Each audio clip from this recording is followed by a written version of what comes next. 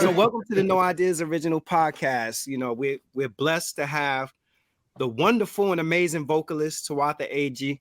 Thank you for agreeing to do this interview. We appreciate it. Like it's my pleasure, and thank you for pronouncing my name correctly.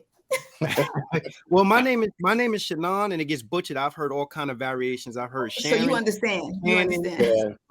Shana. All kinds of things. I totally understand. Tell us what it was like growing up in New Jersey and what made you decide to become a singer. Well, I really didn't decide to become a singer. I grew up in Newark, and I played for my church choir. You know, the local piano teacher, you know, taught me how to play, and I, you know, played for the juniorette choir. You know, the little ones. You know, like under 5th grade, and so. You know, it was something to do because I didn't have much of a social life. All I did was listen to the radio and read books because I couldn't go outside. You know, so, you know, I listened. You're also an avid reader then, huh? Absolutely. We used to have a book club in my elementary school where books were like 10 cents. I know I'm dating myself, but books with the paperback copies were like 10 cents, and I would buy books all the time. So it was a great thing. But I mean, I played in church and I sang, you know, sang in the choir at church. And I went to a music and arts high school in the city of Newark. And then I graduated, and I had never been like out of Newark, you know, I had only been like to Alabama for like a family trip. So, but I wanted to see what the world was like. I wanted, well, you know, the world outside of Newark, you know, for me. I read about all these places, and it's like, I want to travel. I want to see this place, that place. And I only applied to one school after when I graduated. I applied to Howard University, and I got accepted. So it's like, it's my shot. It's my shot just to go and just meet other people, you know, people from other places. And so I went to Howard and graduated, and you know, I was a music major, but my heart wasn't really in it because it was just like to get away from home, you know, just to explore life. To see what that was, see if what they said in those books were true, you know. And so I was a music major, you know, I sang in the choir, you know, we had to do a little recital, and so I did that, and I was in a group at Howard, because I was gospel group, Hot Tea, correct. Okay. As a matter of fact, I spoke to Angela. I was talking to Angela last night. So it was Angela Winbush, Richard Smallwood, a sister by the name of Yvette Ricks, who was like the most amazing piano player, amazing. She's a pianist, you know, and she's in Sacramento, California, and Shelton Becton, who's a Broadway music director. Wow. Now, so everybody did well, you know. We formed our group, and we sang in local churches, and we also had Hot Tea was the secular side, and Genesis was the gospel side. And so, you know, we're trying to make a little change, you know. Change it up a little bit. broke college students. So we were trying to make money. Richard played for his church, and he's an amazing psalmist today. He's received accolades from everyone all over the world. And so we had that group, and there was a woman by the name of Louise West, who was an attorney, who I think she taught at Howard. And you know, Donald Byrd was, it's so many things. Donald Byrd was there, the Blackbirds were there. And so it's like, this is all at Howard? All this is at Howard at the same time. I'm there. Okay. And, you know, and the WHUR, which was like the college station, they played jazz, and they told you who was performing on the records. And I heard John Coltrane and Gene Carn, and it's like, oh my God. Because, you know, I'm in Newark listening to WABC or listening to the WNJR, which was the local Black station. And also, I love to listen to the classics like Frank Sinatra and Tony Bennett, stuff like that. So when you're home a lot, you know, you got to expand the dial. You know what I mean? So listen to a little bit of everybody. So we had the group Hot Tea, and Louise West, who was an attorney, liked us. She felt sorry for us. She was trying to help us out. She says, I know these guys who are looking for a group. And so these guys are going to come down here and listen to you sing. And it was James Mtume and Reggie Lucas. Wow. Okay. They had just finished working with Miles Davis and Roberta Flack. So, they wanted to change. So they're going to start producing. So we did a demo with Mtume and Reggie, and we took it to CBS, and that didn't work out. But it just so happened that Mtume and I both lived in Newark. So he said, give me your number. So when you get home, but I had graduated already. When you get home, call me, and maybe we'll do something. There's something about New Jersey. I don't mean to cut you off. There's something about New Jersey because we just had Robert Bell from Cool. Oh my God, cool. Yes. I mean, from Newark, New Jersey. Like New Jersey was popping back then. It was, and Sissy Houston gave me my first voice lesson. I was Look at that. Wow. About the Ted Mack show. The Ted Mack. Oh my God, that was like American Idol for 1960 something. So we did the demo with Mtume. That didn't work out, but I kept in touch, and he said, I'm going to put a band together. Would you like to sing? I had never sung in a band, had no clue what it was about, but it's like, yes, because I was a substitute teacher. I got my degree in music education, and it's like, I didn't really want to teach, but it was something to do. But being a substitute, look, it's rough because I would get up and get dressed and hope the phone would ring. So if they could call me for a job, so I could be ready to go. So it's like, woo, this can't be it. This can't be it. So Mtume got me a few sessions, and it's like, oh my goodness, you mean I could actually make money from singing? Wow. I didn't know, because I only sang in choirs, So and there's no money in that. So one session I could make a week's worth of money from subbing. So it's like, I think I'll just take my chance on trying to sing. If I could work 1 or 2 days a week, I'm cool. Career change real quick. So that worked out, and he introduced me to a few people, and then he and Reggie started writing and producing, and I would sing the demos for their songs. Yeah. And they got who did they get? The Phyllis. I mean, I know I'm jumping all over the place, but Phyllis Hyman and Stephanie Mills. I used to sing the demos for the songs for the artists. Okay. And then, we had to do the background vocals. So it's like, that was my job to call people to sing. And the only people I would call was people that I would see on liner notes, because I used to read the liner notes back in the day. Oh, I miss reading that. Oh, I miss that so much. But now you don't even know who's doing what. Because the streaming, we're streaming. You don't get any of that information. But I used to read liner notes from Philly International Records, Gamble and Huff. Yep. And so it's like, one day I want to see my name on the back of a record just like this. And that's what I did. That's what I did. Can I ask you, affirmation right there? Can I ask you, because we were just behind the scenes, we were just like gushing over like the brilliance of Mtume outside of his musical genius, but you had an opportunity to actually interact with him on a personal note. Can you speak a little bit about just what it was like being around him? Because I remember I used to listen to Open Line regularly. Like, just I introduced him to Open Line. Really? Because I listened to it first. It's like, you need to hear this show, because they need somebody like you on this show. And eventually he used to do the end of year review. It would be Mtume and Nelson George, who would do the entertainment, and then they had a sports person, and that's how he got on Open Line. And the people loved the back and forth with them so much until he became a regular and stayed on there for like almost 30 years. Yeah.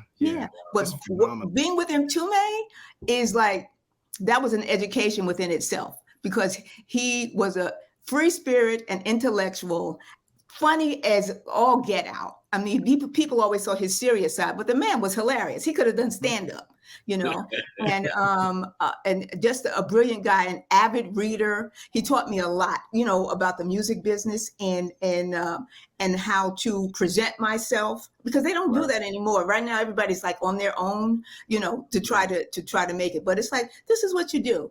And since I was singing in the band, it's like, remember, no matter where you go, remember who you represent. You are representing the Mtume band. So it's like, you got it.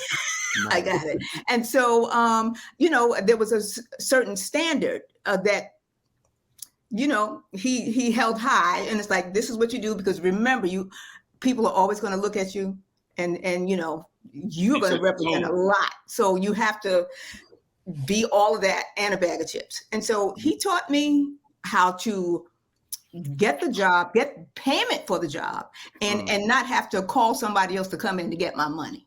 You know what I'm saying? Yeah. Yeah, I was a little terror because it's like, you know what? You might as well call me, take care of business with me, because you don't want me to have to call somebody to come down here to get my money. And who I would have to call would be Mtume. So it's like, well, Newark. okay. You don't want Newark that. energy come out real fast, right? Yeah. But you know, he taught me how to speak up for myself. He taught me how to speak up for myself. It was there, but he just brought it out, you know. So he was such a cool dude and just so funny. I miss him every day, because everything reminds me of him. And each of the sessions that we did, it was so much laughter going on, laughter and hard work. So, and he taught us to, with the Mtume band, whenever they had projects, we had to submit material so we could get our songs on the new projects. So it was very competitive, and it just, you know, it taught me how to write, and then I would be singing the reference vocals and doing the background arrangements and with him and Reggie, and so.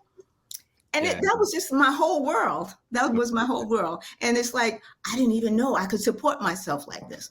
Having fun. It was fun. It was fun.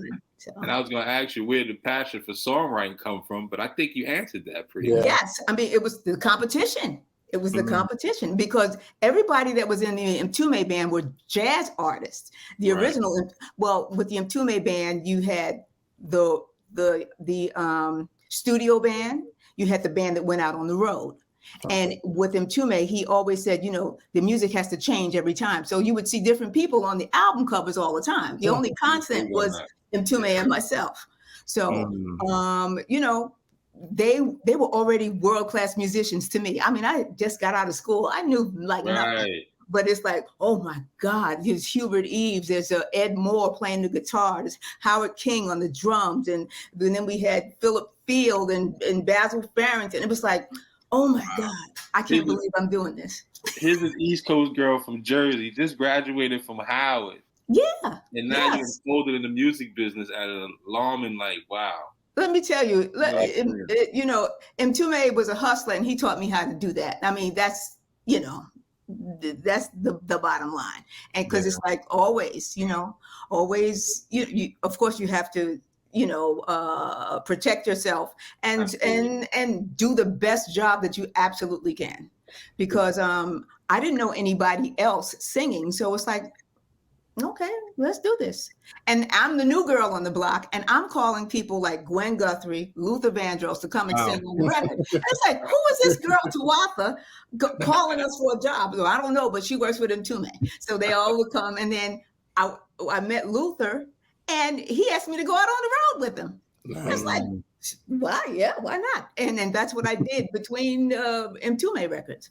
Yeah. Wow. Vocally, you're brilliant. I mean, listening to your range, and you can belt the hell out of a note. Now, knowing who has also been one of your influences. Talk about your influence with Cissy Houston. Cissy lived down the street from my grammar school, and I was going to audition for Ted Mack, and my principal, Gladys B. Francis, said, there's a lady that sings down the street. I'm going to have you go to her, and so you can talk to her, and she can give you a couple of tips on how to do this audition for Ted Mack. And it was Cissy Houston. Small world. Right up I'm telling you, New Jersey was popping. I'm telling you, and you know, everybody was different. Everybody sounded different. It wasn't that cookie cutter kind of thing. Everybody had their own sound, and there were just pockets of music. Even with Cool, you know, I mean, it was like the Aura and Slave. I mean, all of that. That was like, it's like just funkiness all the time, 24/7. Yeah, that's great. Did you hang out a lot in the 70s back then? Were you going to the garage? Were you going to Studio 54? No, only to work. Only to work. That you know, as much as we did music, I was still a church girl at heart. So it's like, no, I don't need to do that. It's about the work. Do the work, do the performance, and just, you know, come on back home and read another book. Kenyatta, you were quiet. I was gonna say, I gotta tell you, you got a lot of I got a lot of respect for you for your hustle and your work ethic or something. Just tell people how how hard it is to actually, because you stay busy and you stay on it. And I mean, I was very, very fortunate because working, it started with Mtume, and then I worked with Luther. Luther would get me some sessions. We would sing on sessions together. And when Mtume and Reggie's songs became hits, other artists, we want to get that Mtume sound. And so they would call me. It was like, wow, this is cool. So I would get Gwen Guthrie and Brenda White, more Jersey girls, and we would do these projects. And my working was always from word of mouth. I never had a business card, and I never had a manager.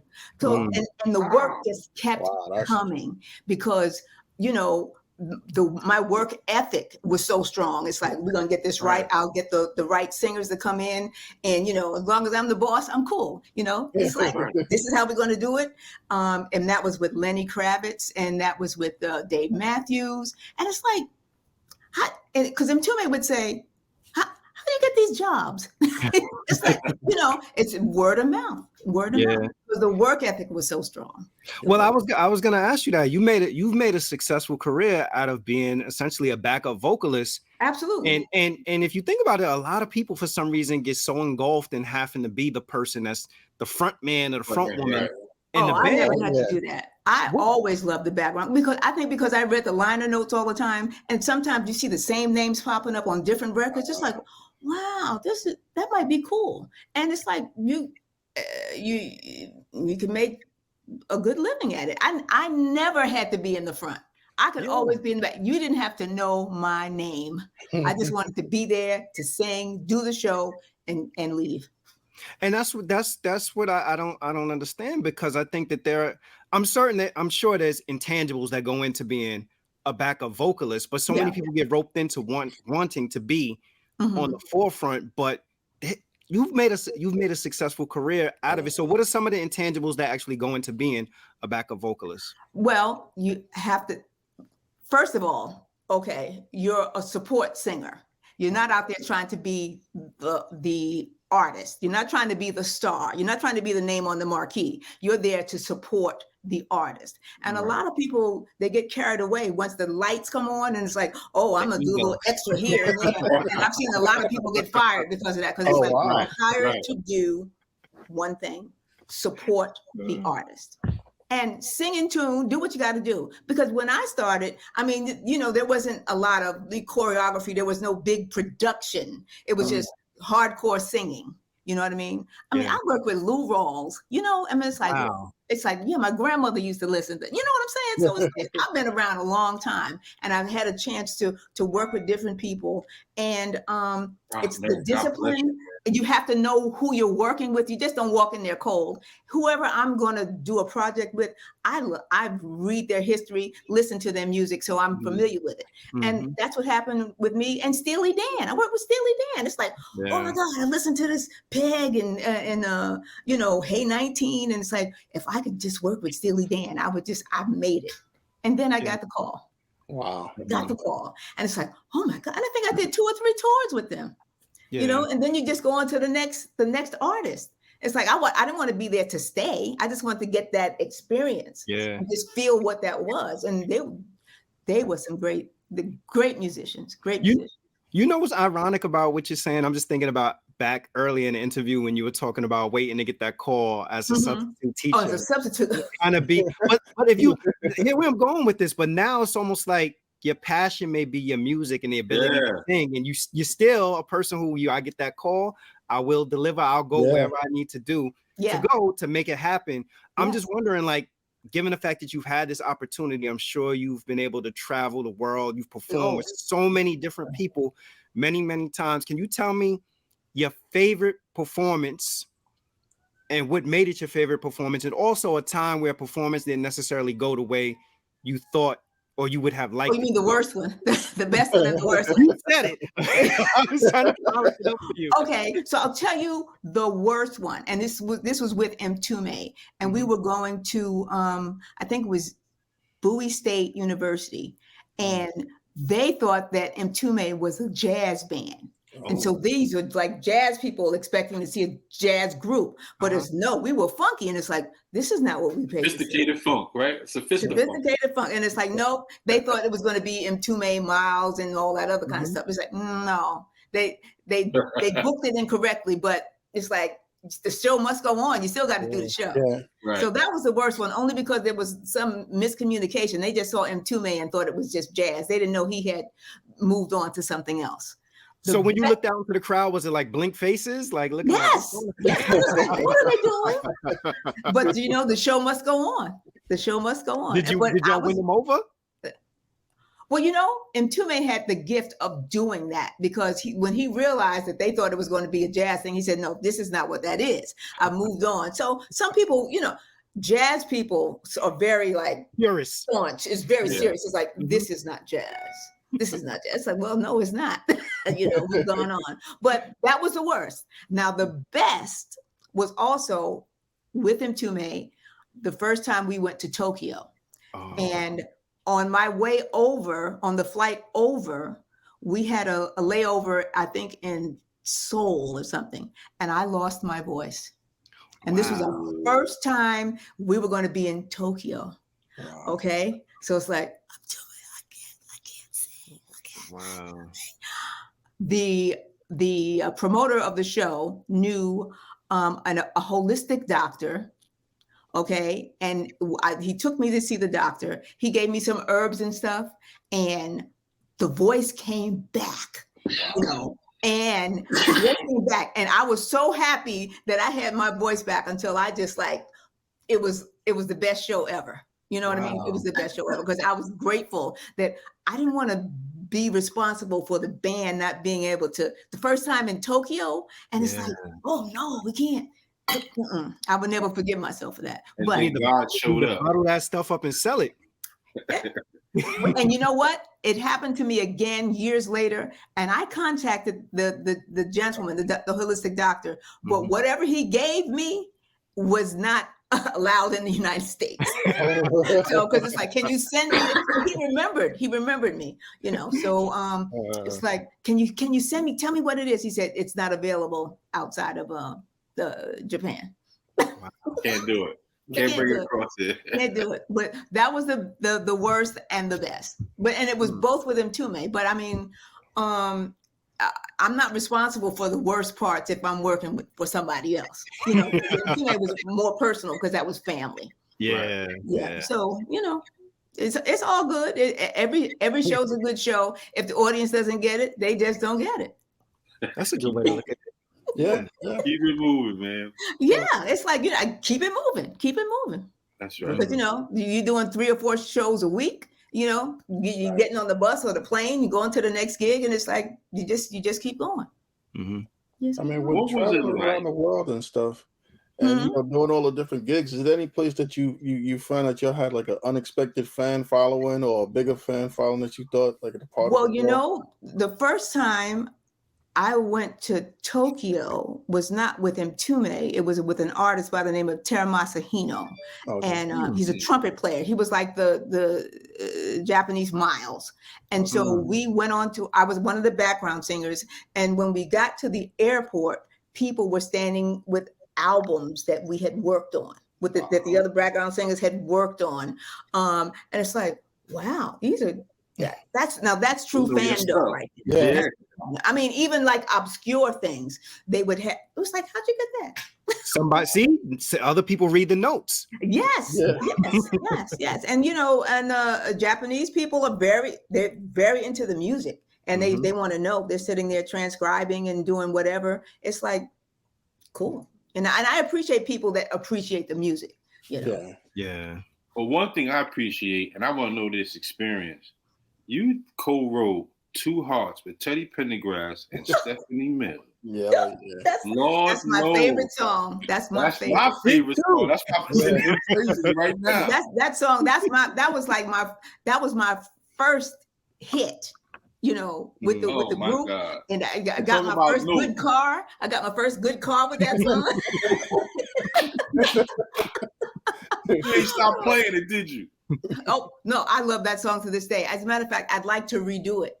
Oh, yeah. I'd like to redo it, but I don't know who I'm going to redo it with though, because you know I Right. got to get the who's Right, going to replace Teddy. You know, You never I'm not played Teddy. yeah. Were y'all together when y'all co-wrote that song? No, actually, let me tell you about Two Hearts. This is amazing. I wrote that song because a friend of mine had passed away, and I had everything. I had the verse, the bridge. I had everything but a hook. It's like, came into my life a stranger, you captured my heart. Now I got to face the danger. I'm ready to start. And it's like, oh, and I had the bridge, everything. And I had all the chords. And it's like, Two Man Reggie, I got this song. And it's like, but I can't finish it. I can't put the period on it. You know, Right. I got it. And they listened to it. And Reggie said, oh, Two Hearts are always better together forever. And that was it. It's like, what? Wow. It just came out. Because he was real good with that. And it's but I had everything but the hook. I had the verse and I had the bridge. You're giving me so much of yourself till I don't need nobody else. Right? And it was like, oh, I got it's like a fan over here. Please give me the hook. And I just never got it. But I had all the other things. That's a classic record. That is an amazing I love song. that song. Whenever they play it, I'm like, everybody be quiet. I gotta listen. Yeah, that's And a on the classic. background was Gwen Guthrie, Brenda White, and myself. Wow. Yes. Yeah, Now Teddy and Stephanie just tear that up. Oh my God. And to have Teddy Pendergrass, it's like Teddy Pendergrass. Oh my God. Oh my God. Close the door, Teddy Pendergrass. It's like, oh. He was amazing. He was like, for me, the first superstar, you know, the first, you know, that I would record, that I would go and see. You know what I mean? Yeah. What go ahead, Rob. I'm sorry, go ahead. No, I was gonna just finish, and I just like sonically listening to that song. That song is so crystal clear. It's so perfect. Listen to it, and it got the perfect bounce. Like you can play that at the roller skating rink and just glide right on through. Man. That's a great song. Yeah. But Mtume and Reggie were known to have the clean tracks. We call them clean. And then, you know, as it got funkier, we put mud on it. You know what I mean? Okay. But Two Hearts was very clean, was very pristine, you know. So and even the things that he did with Stephanie, like What You Gonna Do, the tracks were all clean. All clean. Oh, it was just you heard every instrument. There was no mud on it. It was just crystal clear. I loved it. Yeah. What a life. My favorite Gwen Guthrie is Padlock. Oh, Padlock. Yeah. Padlock. That's my joint. Yeah. Gwen was my mentor. He when I wanted to sing, we were starting to work, and Tume knew Gwen because they worked with Roberta Flack together. Mm-hmm. And so he said, look out for her. And so we did a little session, and and Gwen, it's not that Gwen was tall, it says that I'm very short.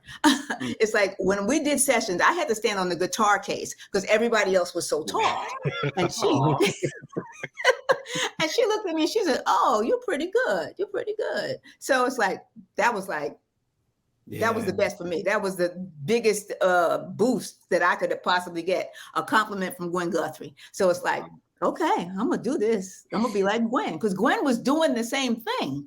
Gwen was doing the background circuit, but she also had hit records. You know? Yeah, and Luther was too, right? Luther was singing background also. Yeah, Luther got me many jobs. We worked a lot of jobs together. As background singers. Mm-hmm. And then when he went out on tour, he said, "I'd like for you to come in and work with me." So I sang on. Stay working. Never too much. Oh, Never I too said, much. that was his demo. That was his demo for CBS. I sang on the demo, and Wow. he kept the background vocals that we did for the demo and put them on the record. Never Too Much, You Stop Loving Me, and another song I can't even remember. But and then I sang on every Luther album except for 2. Wow. And I can't even one that came out when Juicy Fruit was out, and so I had to tour with him too, man. Yeah. I couldn't work on the Luther project. And there were 2 albums that I didn't sing on for Luther, but I sang on all the rest of them. Yeah. Wow. You know, because he liked this, he wanted the same people. He called it the core group, and then he would get other singers. He knew what sounded good. Just about every album. Yeah, he knew what sounded good. What was that studio session like recording Juicy Fruit? Like when it's all said and done, did y'all leave the studio saying, "Oh, we got a hit record"? Oh no. Oh, okay. This is the Juicy Fruit story. We had worked on the project, right? I'm out on tour. I'm in Europe with Roxy Music. And Mtume calls me and says, there's one more song to do. Okay. So I had to fly back from London because luckily I had the weekend off. I flew back from London to sing this song that he said it was Juicy Fruit. I said, okay. And it was like, and he was writing it as I was singing. Oh. You know what I mean? Okay, this is the first verse. This is the second verse. Okay, fine. But the thing about Juicy is that when we recorded it, he had this epiphany. He wanted everything dry. He didn't want any reverb on anything. It's like, no, I'm doing something new now. It's like, I can't sing like that. I'm sorry. Yeah, sorry. It's like, we kept that to ourselves for a long time because we were having a big disagreement about Juicy. It's like, nobody can sing dry. He could, but he wasn't really a singer. So it was different. It was different. It's like Mtume, it's like singing like this. I can't hear anything. There's no vibe. So we agreed to record me and they would put a reverb on me and then he would take it off in the mix. So that's what he did. So because the whole song is recorded dry. So if you went the next time, well, I don't know. The next time you listen to it, I don't know if you would, but they got so many remixes of Juicy Fruit now until, I don't know.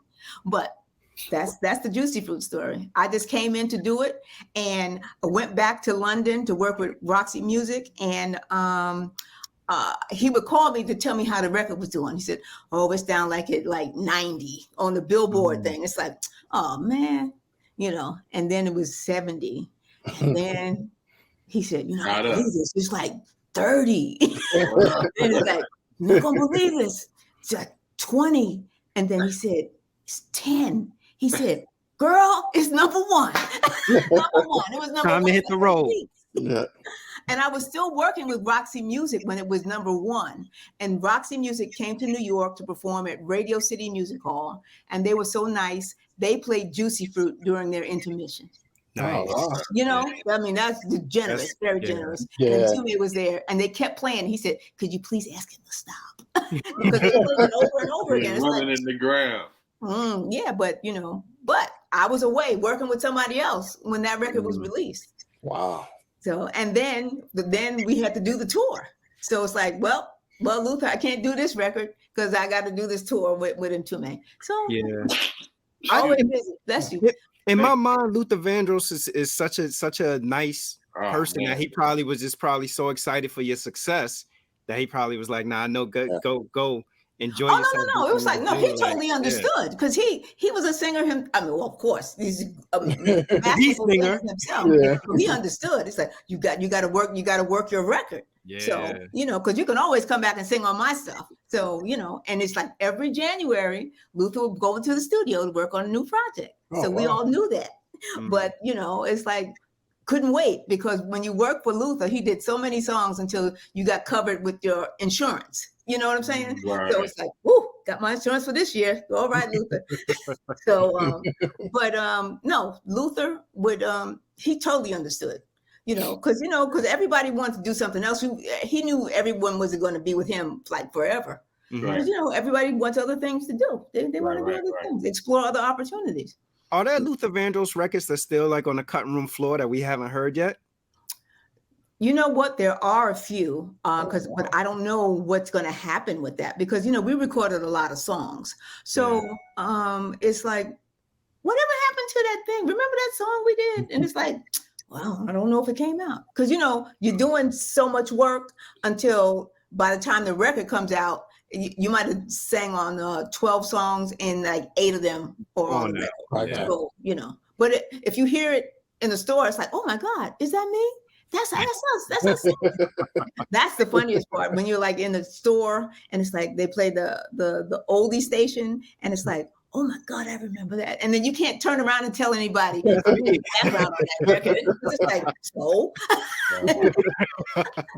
nobody cares. But you know what? I think that reason, that's to go back to what I was saying earlier. That's why I think so many people want to be in the front, like that ego and wanting to have what they believe to act. To me, I'm with you. I would trade every day. Like I had a successful career. I never wanted that. It's like, I love being in the background. I love being the support. I love being the pad that the artist needs to do the song. Because it's like my friend, I work with Dave Matthews Band, and he goes out, oh my God, the most wonderful people in the world, Dave Matthews Band. It's like, we sang with them. They had never used background singers before. So it was like, oh, this is going to be fun, because they were working at a big venue, like a giant stadium in New York, outside of New York. And they wanted us to do one song. It's like, and I had Brenda White, and Cindy Mizell. We were the original Lovely Ladies. We were the original Lovely Ladies. And I said, Dave, we could sing more than one song, because we came from a Luther session to do the Dave Matthews session, and because they were at Electric Lady, and it was the first time they had used like background vocalists. It's like, and they liked what we did. It was a song called Stay. And they liked what we did. And they asked us to sing this song at Giant Stadium with them. And it's like, and they gave us a bus. It's like, I was like, what? We can sing more than one song, and that song turned into like 3 tours. And 15 years later, they call me, can you get some girls to come back out and sing with us again? Wow. You said Cindy Mizell, man. Yes, like Cindy. This could be the night. I love that record. Yeah. Oh yes. But we were all Luther singers. We had Cindy, Brenda, and then Lisa Fisher. So it's like, those are my girls. Wow. Those are my girls. You did record a solo album. Like, how did that end up coming about? You know what that was? Mtume and Reggie had projects. You know what I'm saying? And there was another record coming up, and they said, "You want to do a solo record?" I said, "Oh, sure." It's not like I was trying to be the soloist. Yeah. It's like, this was another project for me, because I'm in between tours with whoever's going to call me, and it's like, oh, okay, let's do this, and I did it. And then went on and did another tour, trying to wait for that to come out. And it's like, if it does something, fine. If not, I'm still working. Wow. So, it seems as if, man, your transition into vocal contractor, it was just seamless. Vocal hit lady for hire. Yeah. This was so funny, because when Mtume and Reggie formed their group, nobody knew how to do anything. So Mtume said, we're going to write and produce. You're going to hire the singers, and you got to go down to the union to find out how to fill out the contract. And that's what I did. And then I started calling the singers and doing the filling out the contracts. And that's what the contractor does. Make sure that the money's right, and make sure that you get paid, and I love doing that. I used to love doing paperwork. Now I can't handle it anymore. But back in the day, I used to have my little briefcase and my trench coat, all the papers, all the W-4 forms, the W-9 forms, everything. So, Wow. I mean, the energy you have and the positivity is great. Like it's infectious. All the energy you have. Oh, thank you. That's just wonderful. Yeah. From you talking, it seems like it's like just one big huge community or something. You know what? That's what it was. It was family. We had the Luther family. You had the Mtume family. And whoever else. Even if I worked with Dave, then I became part of the Dave family. Mm-hmm. And and when you work with people, you when you have to go, you leave so you can come back. Right, so 15 years later, Dave Matthews will call me to do another tour. And it's like, are you kidding me? Yeah, of course I'll do it. And Lenny Kravitz did the same thing. So it's like, and he was talking to Dave, and Dave said, "Yeah, we know we got Tawatha." He said, "Yeah, I think you think she'll work with me?" And that's how I got the gig. Yeah. You know, Man, Lenny was cool just too. the names. I'm thinking like the least. How can I ease the pain? That used to be yeah. mine too. Yeah. Now, you know what? I did not sing on that, but that was my girl. So I support her 2000%. Whenever she's in town, I go and see her. So, Wow. you know, because it's like that. We got to. So how'd you end up getting into the jingle business? The jingle business, they wanted a more urban sound. And since I was singing on all these records, they would call me to, who's this person? Get this person to come in here and sing. And that's what I did. They wanted to have a more urban sound on the commercials. So I did a lot of commercials, and it's like, I did the black stuff. You know what I mean? Mm-hmm. I did the black stuff. So it was like totally cool with me, because it's like, that's like an hour out of your life, and which might supply you money for 6 months. You know what I mean? Yeah, I was just about to say the jingle business. So the jingle business is lucrative. Extremely. I need to call you for some vocal lessons. With the Patty Austin and the Valerie Simpson. They were like premier jingle singers back in the day. And then, you know, as time goes on, they wanted a different sound. They wanted a more urban sound. And they you know, like any business, they get other people, because you don't expect to do it forever. I don't expect to do it forever. So, you know, my body of work is totally cool. Correct me if I'm wrong. Did Luther do jingles at one point too? Luther was the jingle king. That's how I found out about Luther, because he used to do a jingle, and you're not going to believe it, for Juicy Fruit Gum. And it's like, who's that guy singing that? And this was before Juicy came out. Yeah. You know, because there was a gum called Wrigley's Juicy Fruit. Yeah. He was the premier jingle singer. He became a millionaire from doing jingles, you know? Wow. So just that part. And then there's the other part. So he was a very famous jingle singer. Now for the jingle thing, are you expected to actually write the jingle, or if they already have it written and they tell you? They already have it written. You just come in and you come in and sing. You just come in and sing. It was like doing a record date, except this song might be a minute long as opposed to, you know, 4 minutes, or back in the day when we do the club records forever. Oh no, it was already written, and the music was already done, and then you just come in and sing. And sometimes they would have the client there, like if it was for what, KFC or Dunkin' Donuts or something like that. The representative from the company would be there, and they try to put their little 2 cents in, but it depends on who the producer of the project was, because you know, you want to make them feel included, because you're trying to get the job. Yeah. You know, so I sang on a lot of jingles. So which do you prefer, jingles, recording, or performing? I prefer recording. Wow. I prefer recording, because, you know, you can take more time and finesse it, and, you know, try different ideas and see what works and what doesn't work. Because sometimes things that you think would work they don't work when you try to sing it with other people. And so that's the joy of it, to create. And then it's the part about singing it live, you know, especially for me, especially the background parts. Like I said, I don't have to be a soloist. I just love the back. Try to do those shows without background singers. It's like, ooh, there's a void here. Something's missing. What do they need? Background singers. Yeah. So what is Miss Agee doing today? Are you songwriting for anybody, or you working with anybody? Well, you know what? The next, since Mtume's passing, it's like the next chapter, because we were working on a project for me. Okay. Mtume and I were working on a project for me. So my next chapter is to do another solo project. You know, but he became too ill to finish. Yeah. So I got to move on, because he would want me to finish and carry on. That's one thing he was about, forging forward. Absolutely. Yeah. You got to do this. Right. And then I also worked with this group called, I did it like a club record, like during like a break. And it was by this artist by the name of Aeroplane. And it was called Love on Hold. And it's like, I've never done that before, and it did pretty well. It's like, oh my God, they're playing that thing.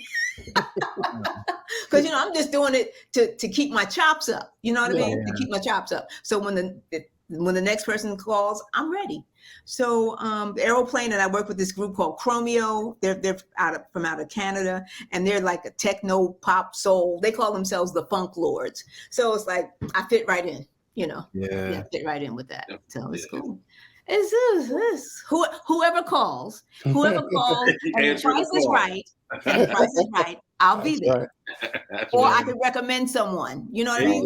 Recommend someone, yeah. Because I know I can't do everything, but because you got to pass the baton. Somebody else got to eat. Some people think they're supposed to do it forever. It's like no. Let me ask you this. I'm thinking about what recording was in the yesteryears and how complicated it was. Now with the advent of technology, do you think that technology has hindered some of the artistry in terms of the creation of music? Well, for singers, yes, because you don't really have to sing because they do this thing called auto-tune. And it's like, well, what is that? It's like, please don't. I'm insulted. If you say, I said, what do you need me for if you're going to use the machine? You know what I mean? So, but you can get, that's not my thing because I came up in a time where you had to do the real work, right? There was no magic with the engineer, making you sound better. The only thing they would add was reverb. That was it. That's because that's all we had. Nothing digital. They had tapes, and to edit reels, and they would just be moving the things with their hands to try to edit stuff.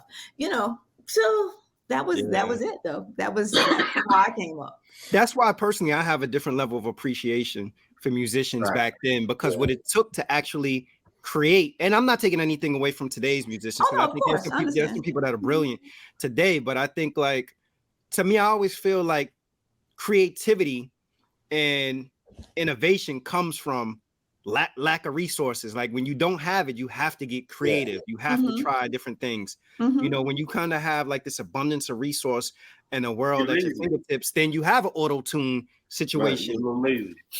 It's like, I don't know. No, but you got to have that foundation. Because, I remember once we worked with this very famous artist and we were touring and he had everything with this thing called a Fairlight, which was like basically everything was pre-recorded. So the band wasn't really playing, but the track was going, and then something happened to the track. And they couldn't stop. They couldn't continue from where it stopped. They had to rewind the tape and start from the beginning. The audience was livid. Embarrassing. But it's like, if I wanted to play the record, I could have stayed at home. But the Mtume band, we came out there, we were ready really to go. playing. And if I told you who it was, you would pass out. Don't tell me because I want to keep these good. No, I won't. I won't tell you. Because sometimes when you meet people that you admire, it's like, it's a letdown. Yeah. We've all been there. Yeah.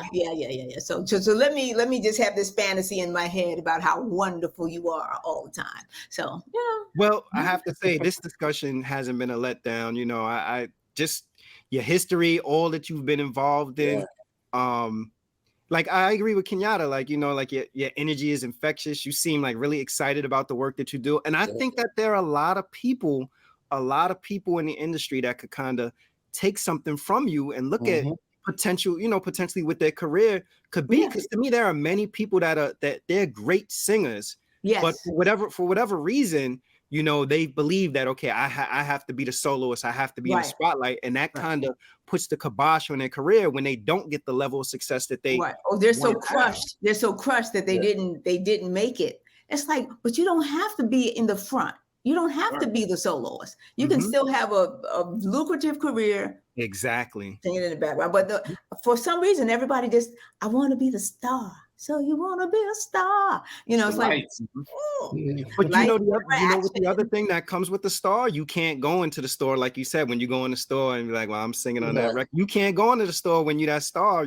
There's a trade-off for being a star. Right. There's a trade-off. Let me tell you, when Juicy Fruit came out, it was like, I couldn't walk down the street. Yeah. Okay. And it was like, and this was just the R&B hit. This was not like, you know, a Taylor Swift kind of thing or Yeah. whatever, Backstreet, whatever. And it was like, oh my God, even going to the parking lot, like in New York City to do another job. Hey, Juicy, how you doing? Yeah, It's people like, in Newark, I'm people in good, Newark was brother. giving Watch you my their demo. car. People in Newark was giving you their demo. Like, Oh yeah, yeah, oh please. Yeah. My sister sings. It's like what you want me to do? I'm trying to make it myself. Right. oh man. Well, thank you for joining us. You know, we appreciate you taking time. This has been so much fun. Even though Kenyatta said 2 words. Aw. Kenyatta's it all. That's the big homie. 4 words. Kenyatta's it all. Kenyatta did research you and he was talking to me behind the scenes. He was like, man, did you know that she sung on this? Did you know that she did that? Man. I do want to tell you something. On your website, you got a saying about where it says be yourself because you can't be somebody else. No, it's like be yourself because everyone else is taken. Everyone else is the is message taken. that I use for my messages at work. Really? Yep. Oh, that's great. Yeah, because that's Oscar Wilde. Yep, That's that's Oscar what I Wilde. use. It's like Yep. brilliant guy. I used to love and Tume turned me on to Oscar Wilde, you know, so it's like he's great. He was great. Yeah. Nice.